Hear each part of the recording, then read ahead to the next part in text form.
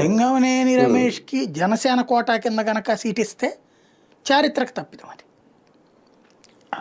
అంటే కోటా మారుతుంది అంతే, ఈయన ఖాతాలో అప్పుడు తప్పు అవుతుంది కదా. వేసేస్తారు. ఇప్పుడు ఎమ్మెల్యేలోనే పేరుకి 21 సీట్లు, దాదాపు 6-7 దాకా ఆడ మనుషులే. 6-7 10 మంది 12 మంది ఆడ మనుషులే. ఈయన తరపున ఉన్న వాళ్ళు ఎవరున్నారు? సుందర విజయ్ కుమార్, బోలిశెట్టి శ్రీనివాసు, ఇట్లాంటి వాళ్ళే కదా ఉంది. అతని పేరేది వైజాగ్ అతను, ఇట్లాంటి వాళ్ళే ఉంది. సందీప్ ఎవరు ఉన్నారు కదా, అట్లాంటి వాళ్ళు. మిగతా వాళ్ళందరూ వీళ్ళ మనుషులే కదా మ్యాక్సిమము. ఇప్పుడు ఇది కూడా అట్లయితే కనుక తప్పు అవుతుంది కదా, రాంగ్ చేసినట్టు అవుతుంది కదా. ఇంకోటి నీ తరపున నీ వాయిస్ నీ దానిలాగా ఉండాలి.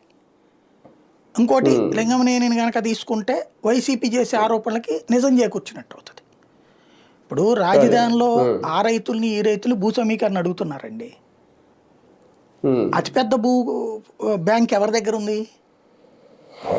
లింగమనేని దగ్గర ఉంది. అతను ఎందుకు తీసుకోవట్లేదు? రియల్ ఎస్టేట్ వ్యాపారులు ఎందుకు తీసుకోవట్లేదు నాకు తెలియక అడుగుతాను.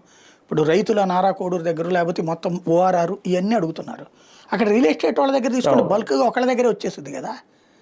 వాళ్ళ దగ్గర తీసుకోవట్లేదే భూములు, ఓన్లీ సన్న చిన్నకారు రైతుల దగ్గరే తీసుకుంటున్నారే. ఇదేం ధోరణి? ఇది ఎక్కడ పద్ధతి? అదే సమస్య వస్తుంటే ఇప్పుడు ఆ లింగమనేని లాంటి వాడికి తీసుకొచ్చి ఇస్తే నెగిటివ్ వెళ్తుంది. మరి అదే ఆయన ఆలోచించుకోవాలి. నన్ను అడిగితే మంచి వాయిస్